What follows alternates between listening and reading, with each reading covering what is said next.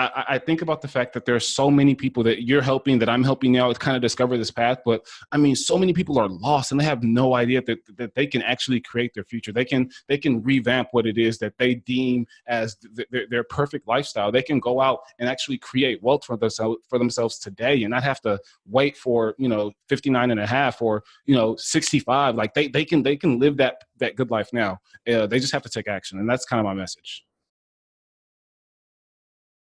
This is Mitch, and welcome to the Real Estate Investor Summit podcast. I'm here with Daray Olaleye. I had to look at that tonight. I'm practicing Olaleye. Okay, so I'm getting better by the minute, but that's one you got to think about a little bit. So before we start, this episode's sponsored by taxfreefuture.com. Man, if you're not have accounts that you can invest in or grow your retirement in that are tax deferred or even tax free, you're missing like one of the wonders of the world. Please go to taxfreefuture.com and learn about the products that they have. We have solo 401ks, self-directed IRAs, health savings accounts, and educational accounts for the college-bound kids. They're all with checkbook control, which means you write the check right then when you're ready. And if you do not know about these accounts, you have no idea what your financial advisor is not telling you. So taxfreefuture.com, check them out. All right, we got all the work out of the way. Daray, tell us a little bit about where you sitting at right now. Right now, Mitch, I am in Houston, Texas, and it is so cold outside. It's unbelievably cold, and I'm right now. I'm shivering, but I'm kind of trying to hold it together. How about you? Well, I'm going to be speaking in Houston tonight. Oh, really? Yeah, and it's kind of a surprise. No one knows. I'm the surprise guest. But are you out here now? No, I'll be there though soon. Okay. After I do this, I'm getting in my truck and I'm driving to Houston for 3 hours. Right. What are you speaking about? I don't know yet. Interesting. So, well, hey, I love it. Fly by the seat experience. There's about 400 registered there. I don't know how many will show up, but oh, wow. Do you know the name of the event? I don't. I love it. People have it, and I'll get in my truck, and they'll give me. Hey, Mitch, that's all that matters, right? They'll tell me what I need to know, which is not now. But I will send it over to you if you want me to, if you're going to be around. Yeah, I'll check it out. But no, like I was saying this morning, man, like all the cars, and it doesn't snow in Houston. So when my windshield started getting these little ice pellets, I was just like, what's going on? It's like that right now. Hopefully, no, it wasn't snow, but it was ice. It was iced over. Oh, I was going to say. Hopefully by the time you get here, it'll be, I mean, you see the sun coming out now, but hopefully by the time you get here, things will have warmed up a little bit. Yeah, you don't want to be in Houston when it snows because these people have no idea what it is and what to do with it. At all. We're just like looking at the ice like, wow. San Antonio, you know what we do when we know it's going to snow? You go get a hotel looking at a major overpass, and you just sit up there and drink your hot coffee and Baileys and watch the cars just smash into each other. It's like an event. I love it. I love it. Crash, what are those derbies where they drive the cars and they on purpose wreck into each other? Yeah, bumper cars and stuff. Yeah. Yeah, so that's what we do. Like go get one of those hotels that's right at the right place and get a room looking over the interchange and just watch everybody slide into the guardrails and everything. Yeah, we kind of morbid. Texas. Kind of morbid. It'd be a good day to be a body repairman, but that's all. Yeah. So tell us a little bit about your beginnings. What do you how long you been in the business, first of all? Man, I've been in the business for a hefty 2.5 years. I'm a greener investor. I'm a greener entrepreneur, but my short ride has been amazing, and hopefully I'll be able to give some value to your listeners. Well, I like this because everyone thinks, I always want to talk to someone who's been in the business and been a long way down the road and has all this net worth and everything. But there's value for a lot of people in the short story because there's a lot of people in your position or thinking about taking your path, So I think it's very educational to talk to people who've only been in the business for a little bit of time.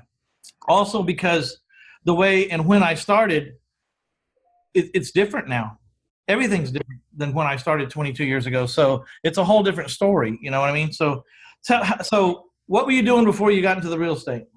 Yeah, so I had the typical corporate background. I went to school for accounting, and I was told, "Hey, you go on this path." And I mean, I had no idea what I wanted to do growing up, Mitch. Like, I just knew that I was going to be successful somehow, some way. It was ordained in life that I would be successful. And in college, when I didn't really have a plan to be successful, I started getting worried. I started asking, like, what do successful people do? Like, what's success? And people would tell me, "Okay, this is here's the game plan, Daray. You study what you're doing. You're studying accounting, right? All right. So the best way to be successful as an accountant is you go work for a big four accounting firm." Now, Mitch, if you don't know what these firms are, these are the top four accounting firms in the entire world, and they audit the financial statements of some of the largest companies in the world, right? So they said, if you're able to get into one of these companies, it's like the Harvard of accounting firms, right? If you're able to get into one of these companies, dude, you're set for life. And I was like, okay, that's the goal. So all throughout college, I got my merits up to the point to where I was offered a position at one of these companies, and I accepted the position, and I was like, yes, my dream is complete. I have arrived. And they said, here's what you're going to do now. So this cubicle will die. Exactly, right? So they said, all right, so you're going to have this 10 to 15 year trajectory, and every single year you're going to get about a 10% pay raise. And if you just follow this plan, in about 15 years, Daray, I guarantee you, in about 15 years, you're going to make partner, you're going to be able to buy into the firm, and you're going to make $500,000 a year. I said, oh, sign me up. 15 years, that's nothing. And as a millennial, I should have already been taken back, but I didn't start getting taken back by the 15-year trajectory until I got into my cubicle, Mitch, and I started doing these mundane tasks. And I didn't really have a purpose. Like, I understood what our overall purpose was for the company and to serve our clients and to audit their financial statements. And I was auditing the financial statements of some of the largest real estate companies in the world. I had no idea I was ever going to be in real estate, but I was auditing like Heinz, Spirit, Realty, auditing some of these multi-million-dollar companies. So I knew I knew the accounting side of real estate very, very well, but I was so discontent with what I was doing, Mitch. And I was just like, man, like, I'm working, and I mean, we would take impromptu trips as accountants. We would literally take a trip from like, I'm in Houston now. Like, they would call me like on a Saturday or on a Sunday and be like, hey, you have to be in San Francisco. And this actually happened. You have to be in San Francisco on a Monday, and you have to be there for the next month.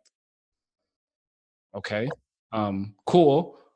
Let me tell my family, let me pack my bags. And it kind of sounds fun, right? By the way, I love traveling. And this is a big premise of what I talk about today, is being able to travel. But I was excited until I actually get to the beautiful city of San Francisco, and I'm not actually really in San Francisco, Mitch. I'm literally four walls. The minute I touch down, I am literally inside of four walls. And from sun up to sundown, I am working my butt off. I mean, from 7 a.m., Mitch, 7:30 is when we usually get into the office. And we usually leave around 1 a.m., maybe 2 a.m. And this is not Monday through Friday. This is Saturday. We're working Saturday and Sunday. So Saturday and Sunday, we get a little break. So we're working maybe 9 a.m. to maybe about 6 p.m. on Saturday and Sunday. But you're working 7 days a week. So there was no possible chance for me to see sun. So was I in San Francisco really? Or was I still really in Houston in my cubicle? Because there was no difference. So I was discontent with what I was doing. And I quite frankly was like, there has to be another way. There has to be something else out there. Like, I've always had this knowing that I was going to be successful. And if this is what success is, I don't want any part of this.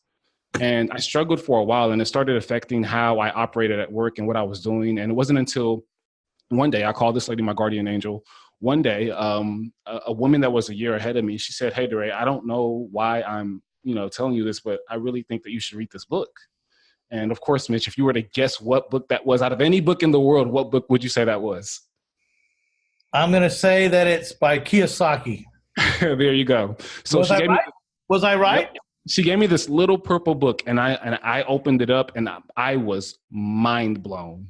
I said, "Wait, so is this a there are fictional books you spent for college going down the drain?" Exactly. And I was just like, okay, so that there are books that are fictional and that happen in fairyland, and you can't possibly think that they could ever occur in real life. And then there are books that are fact based. I was like, so which book is this? Because this sounds like a Peter Pan type book. This is not real. But my mind was blown, and I was taken back. And this was in April of 2016. And me having no idea what I was jumping into, I said, I'm going to buy my first investment property and I'm going to try to escape the rat race in 2 years. And I decided all of that within the same week of reading that book. And I bought my first property less than 30 days later. Why didn't they teach you that in college? They didn't teach you that in college? They could have saved me. They could have saved me all that time, Mitch. All that time. I was just like, man. You wouldn't have paid them. That is it. That is it. So that's my story. And it's one of those to where I'm so grateful, Mitch. Like I think about the fact that there are so many people that you're helping, that I'm helping now to kind of discover this path. But I mean, so many people are lost and they have no idea that they can actually create their future. They can revamp what it is that they deem as their perfect lifestyle. They can go out and actually create wealth for themselves today and not have to wait for, 59 and a half or, 65. Like they can live that good life now. They just have to take action. And that's kind of my message. Yeah. So, did you ever write that lady a letter? I actually sent her a text about a year into my entrepreneurial journey. I sent her a text. I was like, hey, and I was actually not even doing all that good, by the way, but I was just so inspired. And I had started like 6 businesses at the time. And I was just like, hey, her name is Morgan. I was like, hey, Morgan, I just want you to know that you've literally changed my whole life. And she still works at the accounting firm, I believe. And I was just like, hey, you've changed my whole life. I told her all the stuff that I was doing. She was like, wow, like I'm just happy I was able to play that small part. And I probably need to reach out to her again these days because she hasn't heard from me from a long time. But yeah, that was definitely my guardian angel. Tell her how good you're doing and that you need some private money. Does she know anybody that needs to make 8%? You're right. I need to do that. I'm on it, Mitch. I love it. So we were going to talk about the reasons to hate get-rich-quick schemes, and that was one of the things I did in my book. Was I think one of the things that was appealing to the first book, My Life in a Thousand Houses, Failing Forward to Financial Freedom, was I didn't paint any pretty picture about what was happening to me when I jumped off into this business.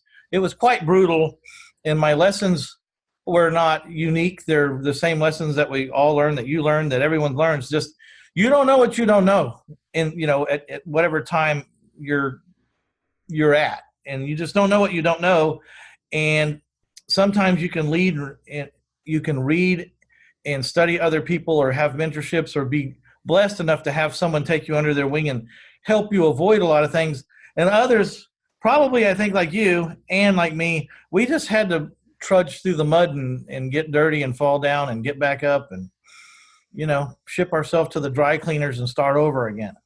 So Mitch, I'm still in the mud. I'm still in the mud. I'll be forever in this constant cycle of, the entrepreneurship flow. And I'm just now getting started. So as many ups and downs as I think I've already faced, I know there's plenty more to come. So I welcome them with open arms. Yeah, well, there's always challenges, but it's nice to get past the part where if this doesn't work, I'm going to lose my car. You know what I mean? So, yeah. So there is a lot of get-rich schemes out there, and that was one of the things that I didn't like about the guru circuit, or I guess that's what you call it, the guru circuit and the seminar circuit, was, they tell you all the good stuff, but they don't really talk a lot about the downside or even how to protect yourself from the bad things happening, because they don't want to talk about anything that doesn't seem fun or like it's making money, and it's just not realistic. I mean, every business, right, is going to have its challenges. I mean, if this stuff was easy, the whole world would be doing it. You know what I mean? Yeah.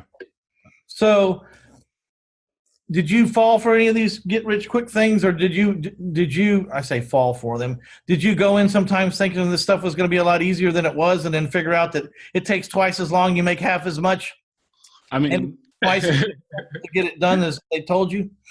Yeah, it's funny you ask, because that's kind of the premise. And you think about the fact that, and I actually haven't myself participated in any multi-level marketing or get rich quick scheme or anything like that. But I have in my day been to quite a few of those meetings or those conferences or those clubs, like after school or, before work, whatever it is. And, it's one of those things to where for me, every time I get them, I'm like, how did I end up here? And they say, hey, come to this meeting. They don't really tell you what it's about. And it's just, there's all this mysteriousness around it. And then you get there, you're like, this is what's going on.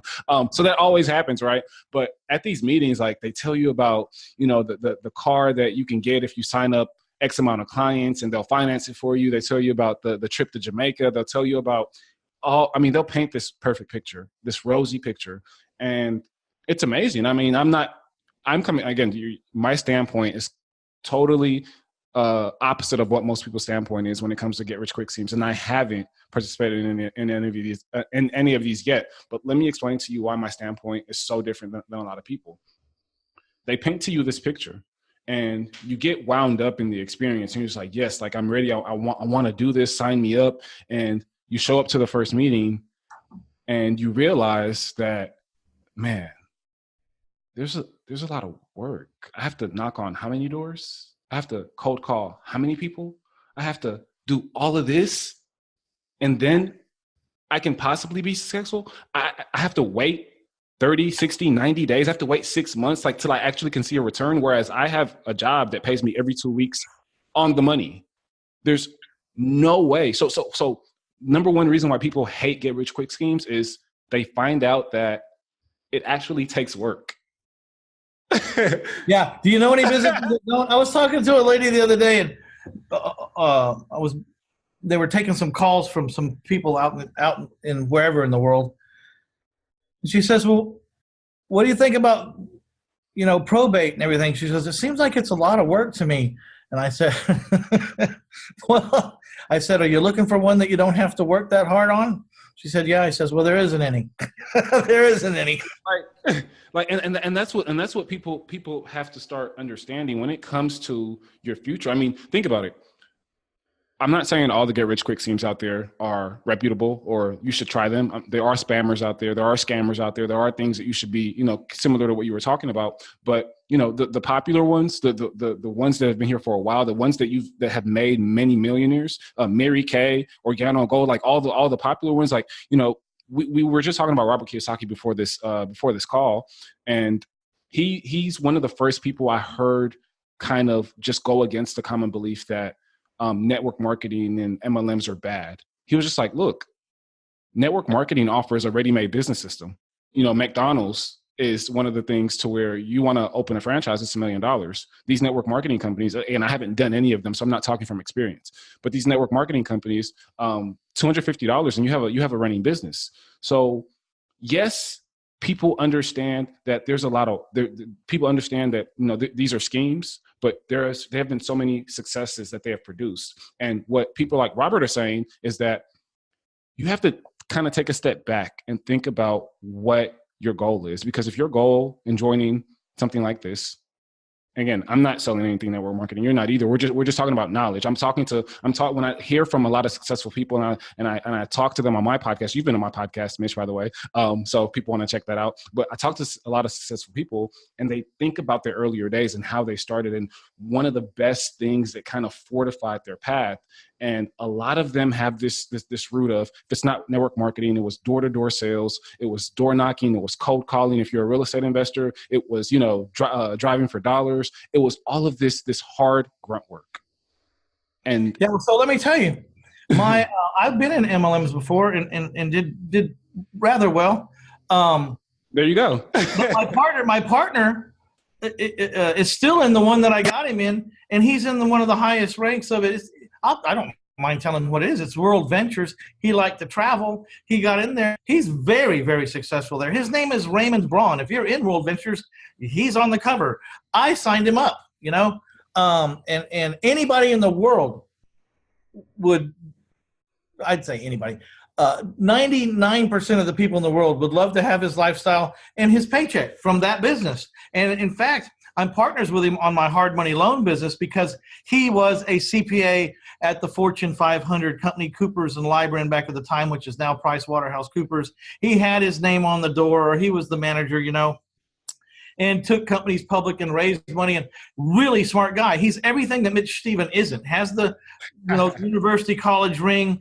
He's about 6'5", good looking, dresses in nice suits with expensive shoes, and he's everything I'm not, which is it makes him the perfect partner for me. You know what I mean? He covers the parts of me that I'm not, and I covered parts of him. And you say, well, what Mitch could you possibly have that he doesn't have? And I said, well, the first time I took him down to the lower side of town and started telling him where the money was, and I was having to hold him from getting back in the car. I said, no, come out here, get out of the car and let's walk around. He says, I'm not getting out here. And I said, come on, man.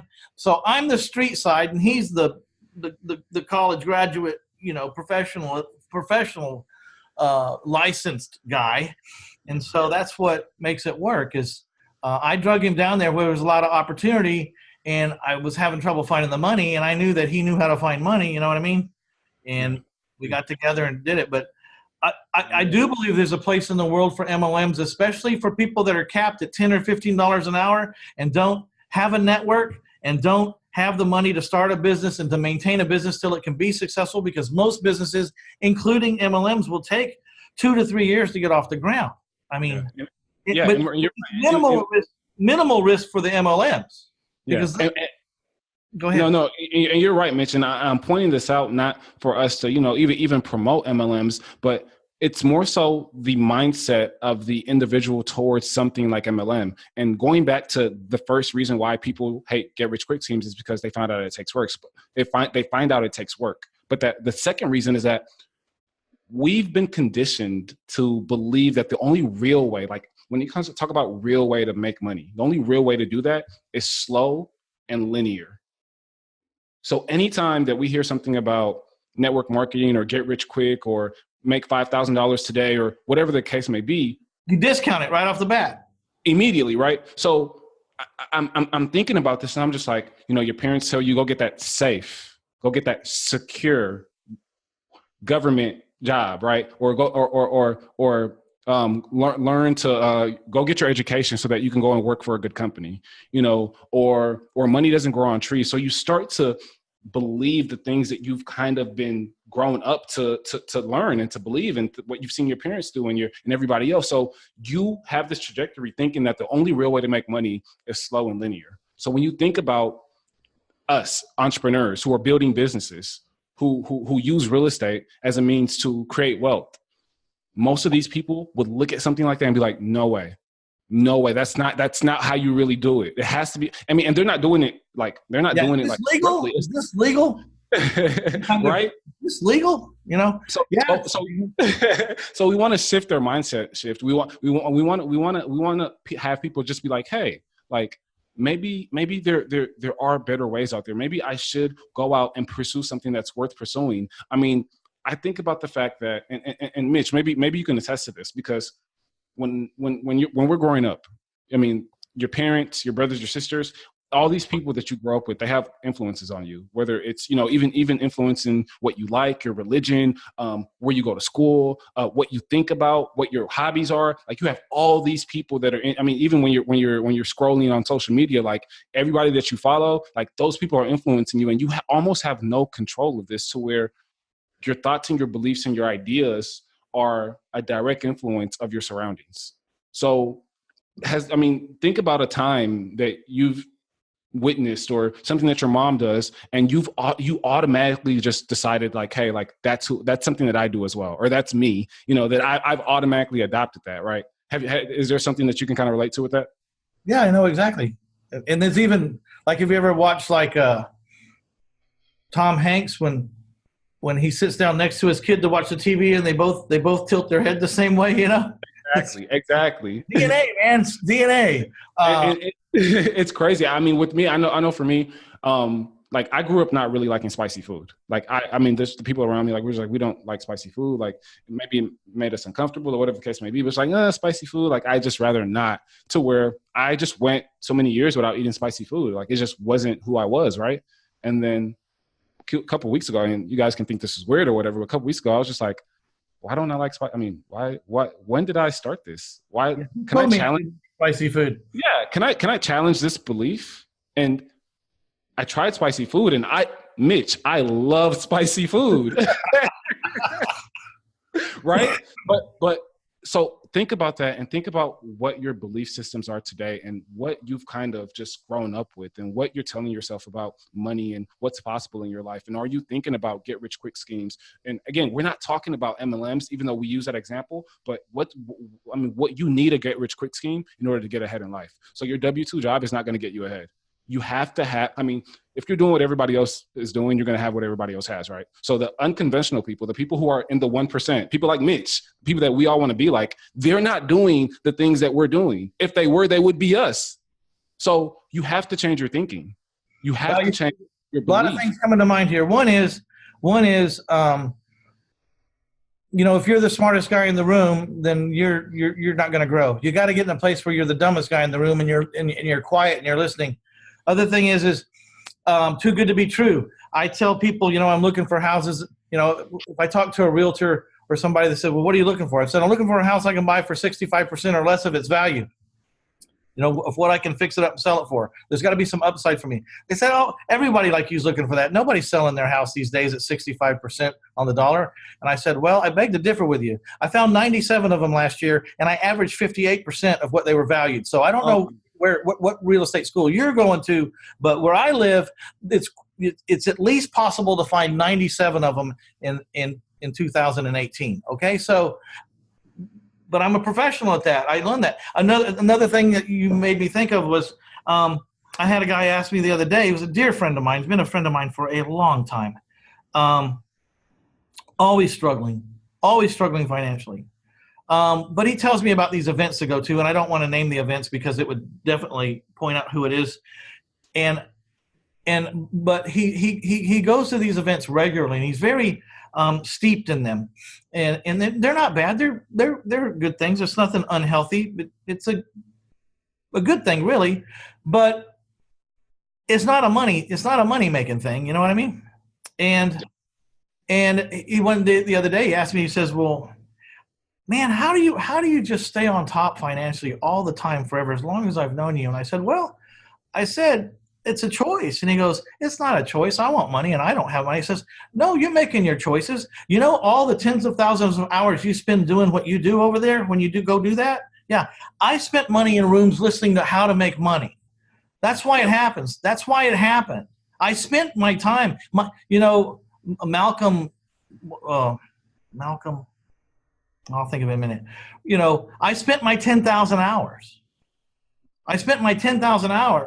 And I know how to do this. Now, I'm an expert. Now, they say after 10,000 hours, the difference between being really good at something and being one of the world's tops is 10,000 hours.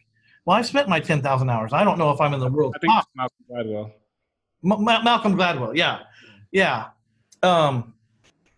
And I read those books. I studied those books for the reason of how are these guys thinking to get to the financial statement that they got to? Not that I might not even want to aspire to be as rich as them. Like, I have no goal to be a billionaire. I don't. I just have a goal to be better next year than I am this year and see how far I can take it. You know what I mean? Yeah. And don't count me out. I don't have a goal to have a Learjet, but don't count me out. I didn't have a goal to be here. I didn't have a goal to have a podcast.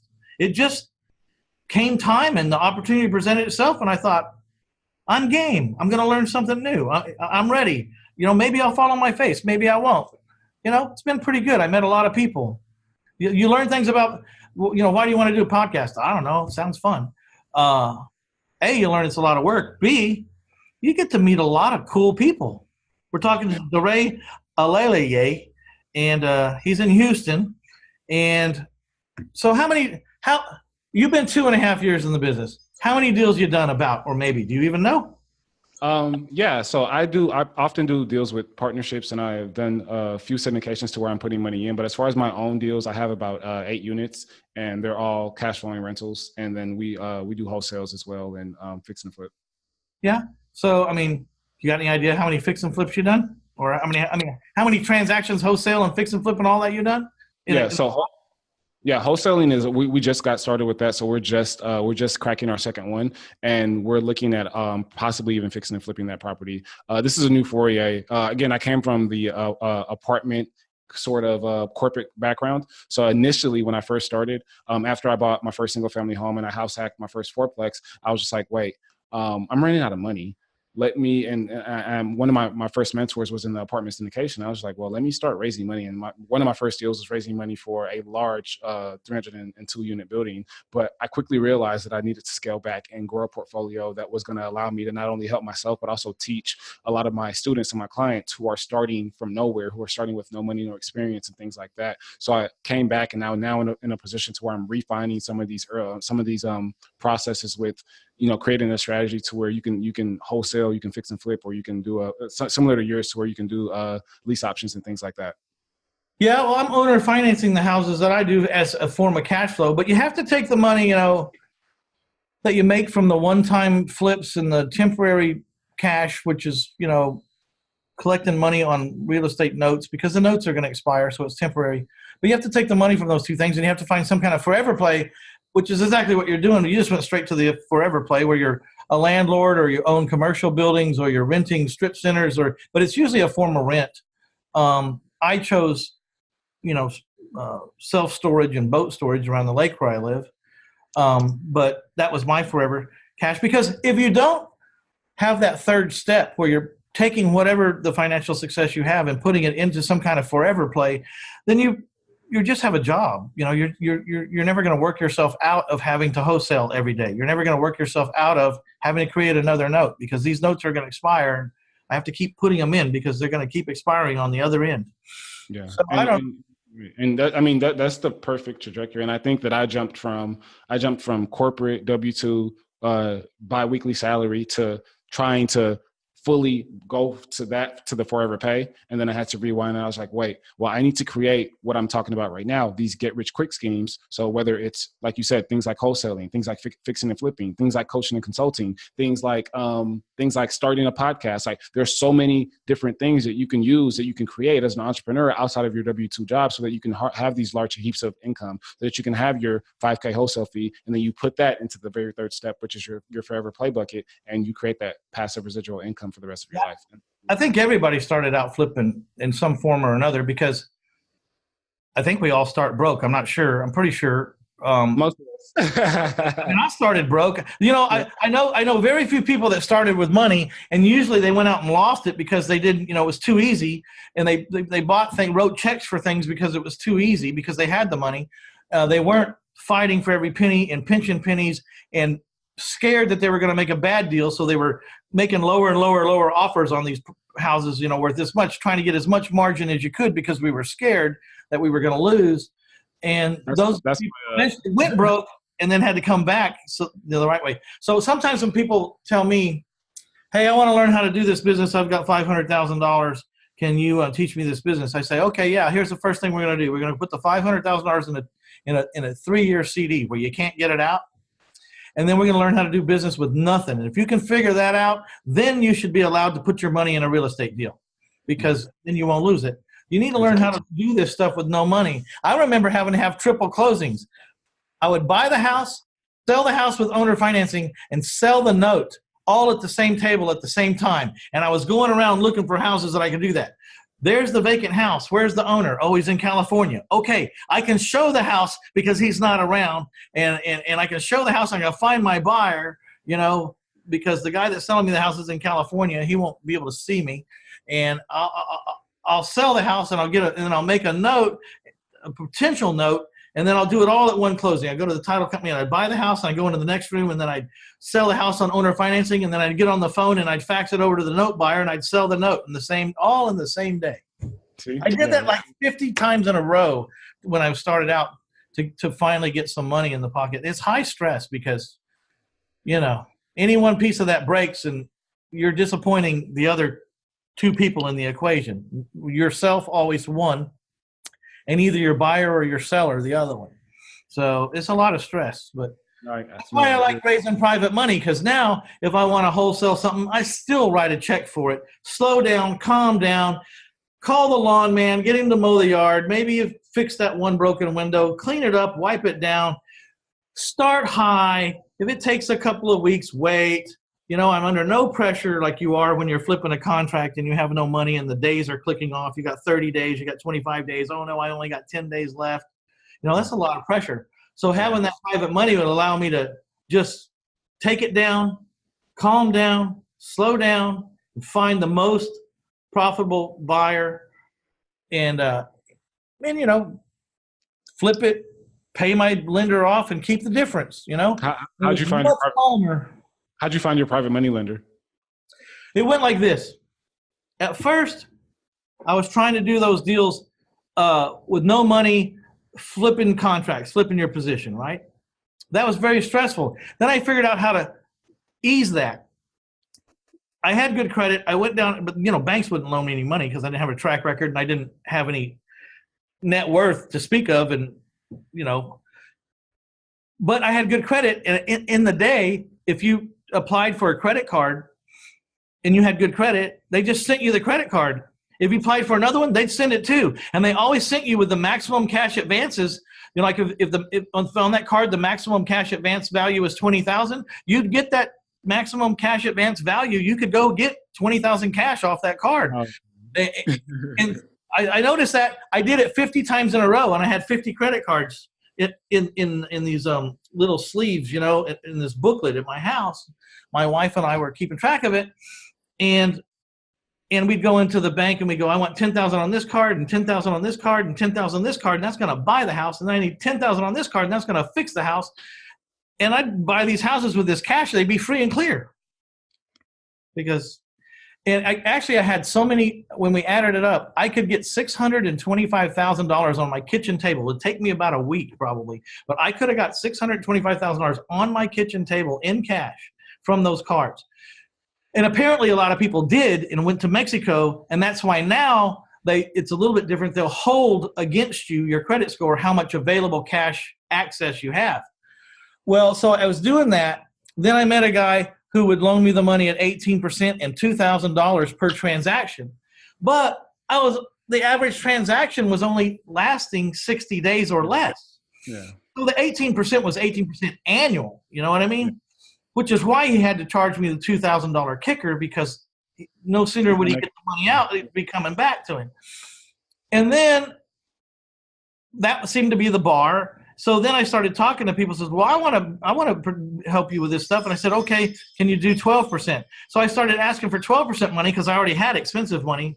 And some of them said yes. And then I got all this 12% money and I quit using my 18% guy. He says, what do I got to do to get back in business with you? I said, you got to loan me money at 10%. So he came back in and he knocked off. Then I quit using my 12% guys. The 12% guy says, what do I got to do to get back in with you? I said, you got to loan me money at 8%. They loan me money at 8%, and then I didn't use the 10% guys anymore, and they called me up and says, what do we got to do to get back in with you? I said, you got to loan me money at 8%. So now I got $14 million at 8%. Boom. That is a beautiful, beautiful, beautiful, beautiful way to kind of just, that's what you do. And that's an amazing story. I love that. I got a place and it was working. So when I started talking to people, I was just trying to better my position just a little bit, And then when I got all that going, I said, man, I can't hardly spend all this 12% money I got. I guess I better start asking for 10% money because I can't use any more right now anyways. So most people, no. Yes. Okay, yes. Okay, well then all of a sudden one of my 12% deals gets paid off with a 10% guy. And it was a 22-year process, man. 22 years paying people back, never missing. I've never been foreclosed on in my life, and I've never given a house back ever. But I have the right to do one of two things with all my money. I have the right to pay them, or I have the right to hand them the deed, because it's a collateral-only non-recourse loan. And I look them right in the eye and I go, look, I got two rights every day of my life. I got the right to pay you as agreed, or I got the right to bring this deed over to you. So if you don't like that house right over there, don't do it, because that's the word. You could end up with that house in one of those choices. And if you don't like that choice, then don't do it. Yeah. And that's how I relieve myself of the emotional stress of what if the world goes to hell in a handbasket, and am I going to lose my good name? Well, the answer is no, because I do have the right to walk every one of those deeds back over to whoever loaned me the money and go, I'm exercising that other choice today. I love that. And you had the story you explained on my podcast as well, just kind of similar to where you had the credit cards. You started with credit cards, and people think about starting with, well, how do I get started? I don't have any money. And look, where there's a will, there's a way. And you started with credit cards. You can start with private money. You can start with a partner. And I remember you kind of stating this. You were just like, hey, like we had this binder, and every time like I would that's how you would make sure that you were making payments on the right card. And well, no, we would tape. If we used $1 off a credit card for a house, we would tape that card into the folder for that house, because we weren't going to commingle any of these funds. Like we weren't going to take a little bit off this card for this house and a little bit off, because we'd never be able to keep track of it. Yeah. At least I'm not smart enough to keep track of it. It would be too cumbersome for little old me. So I thought the safest way was, if you took $1 off the card, it goes inside that house and you can't use it for anything else. So then when you sell the house, you just call up the wife and go, hey, get in the folder. How many credit cards are taped in there? She says, there's 4 credit cards taped in there. I said, call them all, figure out how much we owe them, send them all a check, and call me back and tell me how much we got left, because I just picked up $80,000 in cash from the sale of this house. I picked up all the money. I sold it for 80. I got 80,000 in the bank account, but it ain't mine, because we owe these 4 credit cards. So go pay them, and whatever the difference is what we make. And that's what we would do. And a lot of people say, why didn't you just keep the 80 and keep rolling? I said, because in the paper trail, there had to be an end. When did this transaction end? When was it final? And it was final the day that we paid all those cards off and squared up. I had to pay another fee to get that money back out, but it was worth it to me to be able to document the end of that story in a check written paper trail. You know what I mean? Yeah. So start knowing that you started out with credit cards, knowing that you started out, with this, you had no money. And if you were going to go down the regular trajectory, Mitch, I mean, you probably still would have no money. So would you say that your get rich quick scheme paid off? Oh, I mean, it paid. The only thing I'm struggling with is I never considered it a get rich quick scheme. I always considered it was going to be a journey, and that I was going to have to figure it out. And that even if there were some times that I hit it out of the park, with a little bit of luck, that I shouldn't take it that every deal is going to be like that. I should take that really lucky strike that I got and make sure that I put it to very good use, because maybe the next 7 deals aren't going to be so easy, Yeah. Yeah. I love that. Yeah. That's beautifully said. Well, so you do some mentoring or coaching around. So I want everyone to go to reinvestorsummit.com/Daray. That's DARAY. That's reinvestorsummit.com/Daray, DARAY. And you can go find out more about what Daray Olaleye is up to in the show notes over there. By the way, that's evergreen. So if you ever want to add something there or take something out or whatever, it's evergreen. Just call the folks over there, my folks, and they'll put in whatever you want to put in there. Do you have anything to give away to the folks these days? I don't remember if we had a giveaway on this show or not. Do we have a giveaway? First off, I want to thank you, Mitch, for having me on. It's really, truly inspirational what you're doing, the advice that you're giving to your audience and to your listeners. And I love to kind of, even support that one step further. Again, I don't have the experience that Mitch has. I have a totally different background. I've been in this game for about 2.5 years, but I love the fact that, my platform is called Before the Millions, because we're documenting my journey as it happens. And most people wait till they get to success before they kind of go back and they start giving back. And I love kind of walking through the experience with a lot of the people that are going on this journey right now. So if you're just getting started and you're looking for some guidance, you're looking for a coach or a mentor, you just want somebody who understands what you're going through at this very moment, then I'd love to have a conversation with you. Yeah. So if you guys want to hear more, literally just go to the link that Mitch has provided, and you guys can learn more about me. Yeah, let me say it again. It's reinvestorsummit.com/Daray, DARAY. And he's going to be actually, what he's offering is a free little 45-minute clarity session. So it's a generating cash flow clarity session, and which really is going to help people get clear on what their cash flow goal is for here 2019 or 2020, whenever you listen to this. But what your cash flow goal is and what's kind of stopping you from getting there. So we'll be able to uncover some of the beliefs that you're kind of going through, some things that you may not even know that you're going through, because often those of us who are on this journey, we don't have a whole lot of people to talk to, and we're kind of just stuck in our own mind. So that when we get somebody in our corner who understands kind of what we're going through, we're able to kind of, I'm able to kind of shine the mirror back to them and be like, hey, like this is how you're self-sabotaging. So a lot of people get so many significant results from this call. Last year, I did about a little over 200 of these free sessions, just out of the give back, and I've gotten so many great responses from it. So if you want just a free 45-minute session with me, again, it's not one of those sales pitches or calls. I'm not the type of person. Just literally just trying to help you get to your goal. If you want one of those, then definitely visit the link that Mitch has just provided.